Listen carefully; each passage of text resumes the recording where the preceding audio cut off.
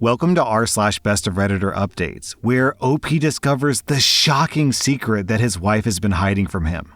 Our next Reddit post comes from r/Legal Advice. My former doctor published a book including anecdotes from my life. I saw this doctor for 3 years for mental health concerns. They never diagnosed me, citing that they don't believe in diagnosing. They believe in treating their patients. I switched to another doctor and was diagnosed, and I'm doing well. My former doctor published a book which includes anecdotes from our sessions, which I believe to be private. They don't include any information that someone could use to track me down. But my significant other knew that I saw this doctor in the past and was able to figure out that it was me based on what the doctor wrote. Honestly, I just feel violated. I'm not sure if I can do anything. The book is already published, so it's not like I can ask them to please not include me, right? Is there anything I can do here? I just feel like they should have asked for my consent before publishing or something.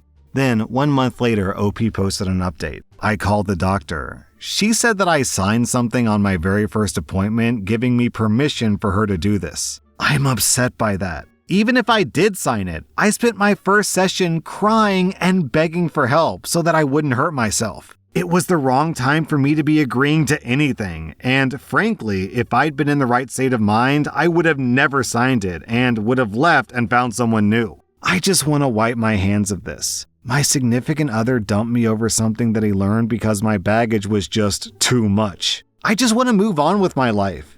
Then, 3 months later, OP posted an update. I had to provide a doctor's note for missing a week of work. My boss looked up that doctor online and keeps telling my coworkers, "Be gentle with OP, she's unstable. And OP is delicate, please be careful with her." My boss has directly told 2 of them that I missed work because I'm mentally fragile and that I see a doctor for it. I know she meant well, but I feel so violated. My coworkers shouldn't know that I'm seeing someone for my mental health, but now they do. There's no HR at my place of employment. Is there anything I can do other than just looking for a new job? I haven't had a chance to bring this up with my current doctor, but I will at my next appointment.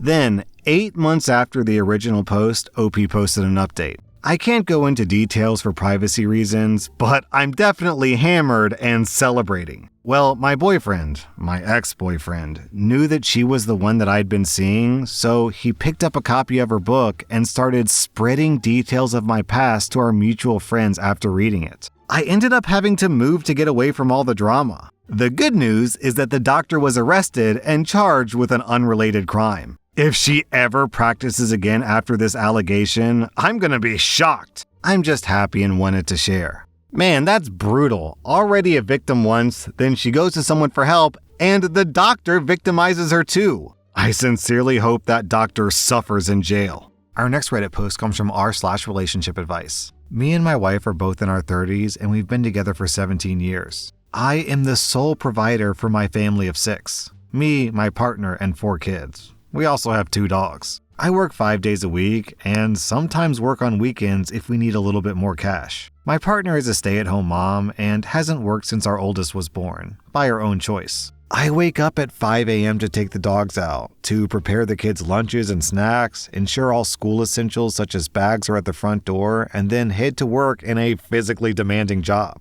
My wife picks up the kids from school and daycare at 7. They stay that late due to after-school activities. I come home at 7, and most nights I make dinner. I help with homework, I give my wife time off for the little ones, I do dishes, take the dogs out for a longer walk again, put the little ones to bed, and if the house is a mess, I will, of course, clean it. I pay for everything: mortgage, bills, insurance, groceries, clothes, toys, technology, after-school activities, dates, and a woman to deep clean the house once a month. My partner wants to go on a 2-week-long vacation with her friends, which will overlap with the weekend away that I had planned with my brother, whom I rarely get to see because we live so far away. She wants me to cancel my trip because she's tired and needs a break. We got into an argument over this, in which unkind things were said on both sides, but I'm unwilling to budge on this. How do I get through to her that I need some rest? In the comments, OP adds some clarifying details. My children are between 16 and 6. My wife doesn't take them to their clubs or activities. My kids are, of course, able to eat breakfast at home, but they often enjoy eating with their friends before school starts at 8. My wife doesn't walk the dogs because she doesn't like to, and frankly, they don't like her. I enjoy my time walking the dogs because it allows me some time to think. And as for the people asking what my wife does all day, honestly, she's not isolated. She often tells me of things that she does with her friends, sister, mother, etc. She goes to the gym, she has hobbies such as embroidery, knitting, and jewelry design. She changes what she likes to do, saying that it keeps things fresh. Housework-wise, she does the laundry, she'll feed and water the dogs, and do enrichment with them. You all have given me a lot to think about. Then, 3 weeks later, OP posted an update. So, as one of you suggested, I took a day off work. I genuinely wasn't feeling that great either, but I intended to speak to my wife about the situation while the kids were at school. The kids all left for school by 7 a.m. My wife came downstairs at 11:45 and seemed very shocked to see me. She asked what I was doing at home, and I explained that I took a sick day because I wasn't feeling well. The first words out of her mouth were, "But we need the money. You don't look that bad." I made a face, and she quickly asked what was wrong and asked if she could get me anything.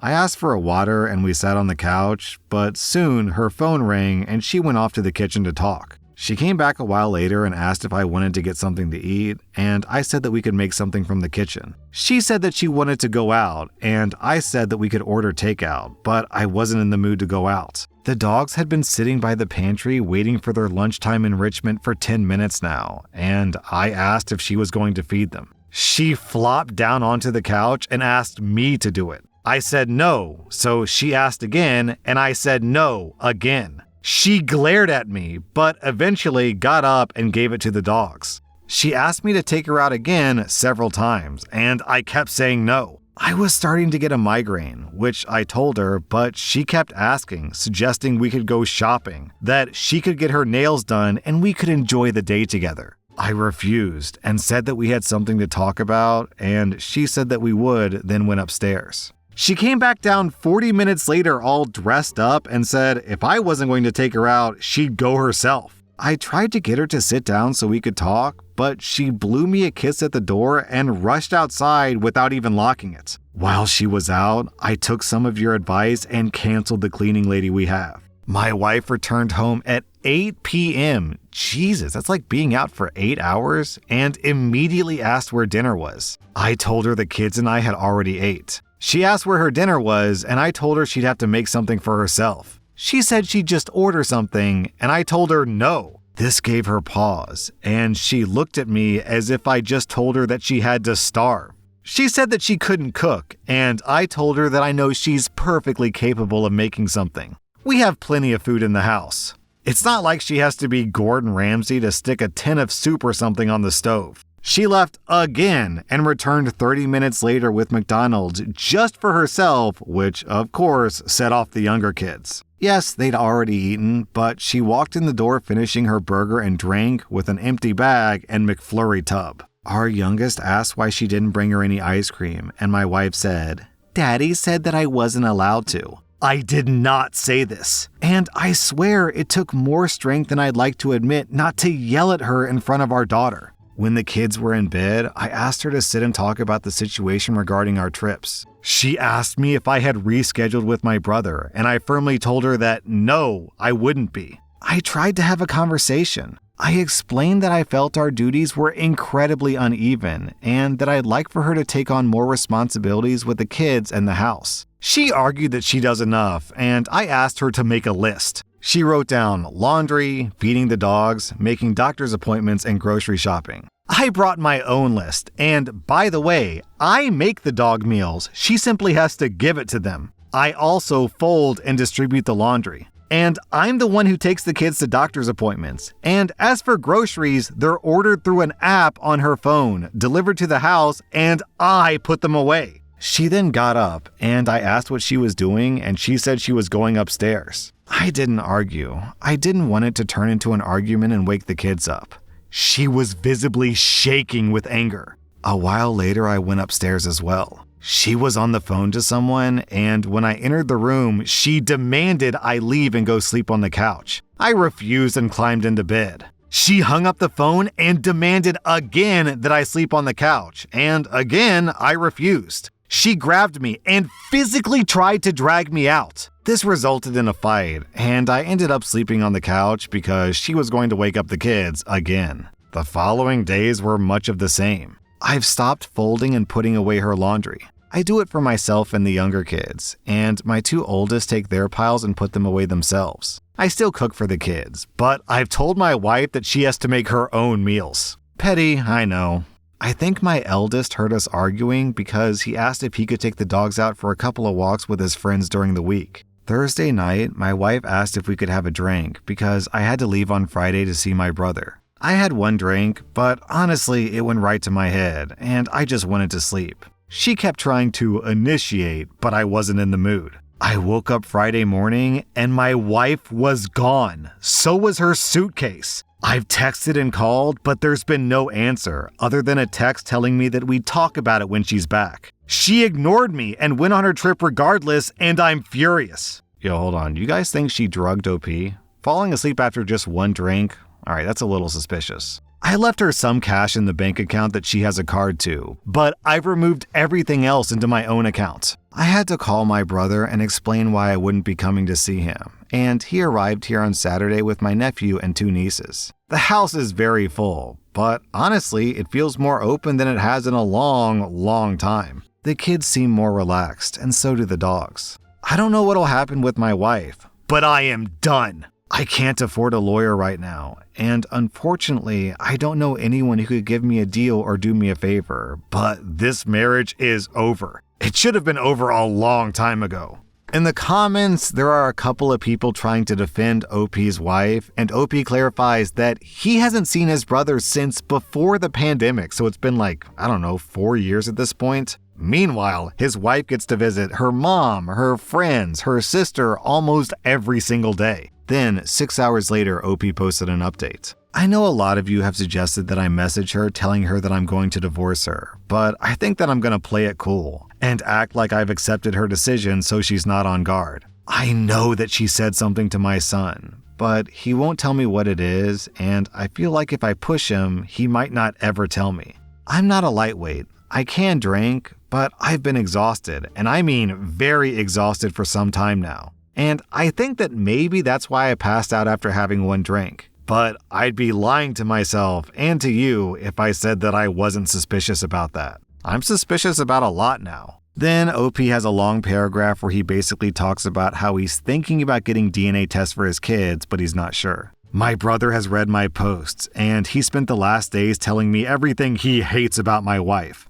Obviously, not in front of the kids. He's pretty funny, and I feel like I haven't been able to laugh like this in a long time. Writing this update has opened my eyes further. I see how the timing of me wanting her to go back to work almost always ends up with her pregnant. But when this happens years apart, and you're concentrating on supporting your family, and your brain sometimes pushes these thoughts away until something triggers them again, and boom! You're slapped in the face with the realization that your entire relationship is potentially built on a mountain of lies. She has her phone and her iPad with her right now, so I can't check any of that. But I am going to be going through her stuff. Is this an invasion of privacy? Likely. Do I care right now? No. I feel like I've wasted the majority of my life, the good years, and that feels horrible to say when I have 4 kids. I promise I don't mean that my kids are a waste. Then, a month and a half later, OP posted an update. It's taken me a long time to update because, as most of you already predicted, some of my kids aren't mine.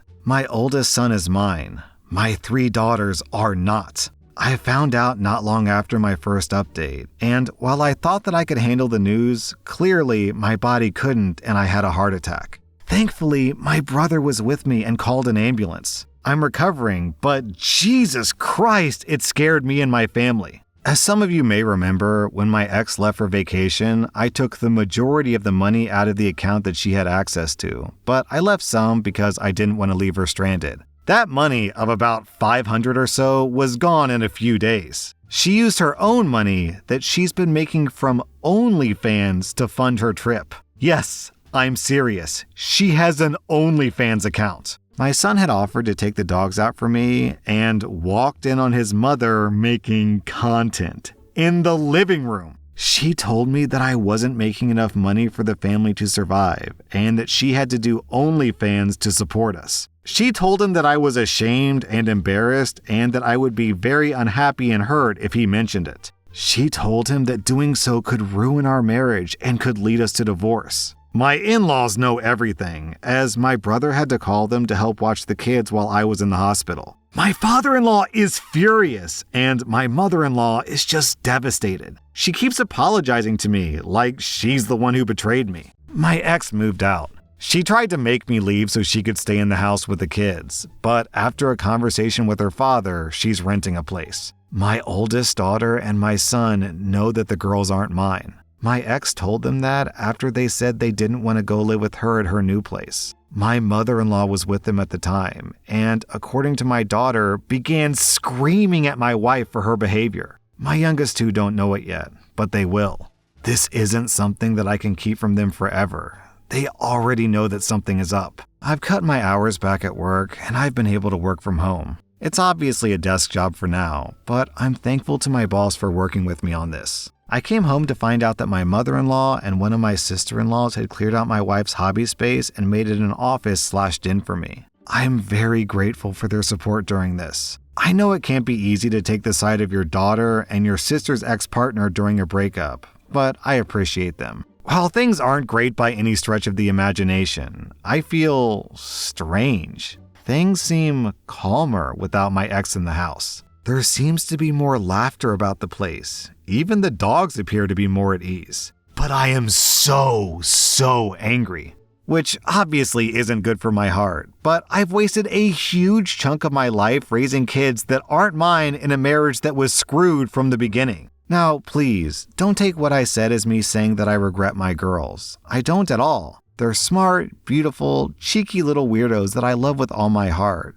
But the betrayal stings. The fact that I've been working my butt off for years and she's been making thousands on OnlyFans and been keeping it to herself stings. I'm ashamed, humiliated, embarrassed, angry, relieved. It's a mess of emotions in my head, but I know that I'll get through it. Hopefully. I need to for my kids and my dogs. Ugh, that was a brutal read. It just got worse and worse. Not only did this woman ruin OP's life, but she also ruined her kid's life. That was r/Best of Redditor updates, and if you like this content, check out my podcast where I publish the exact same episodes. Also, hit that subscribe button because I put out new Reddit videos every single day.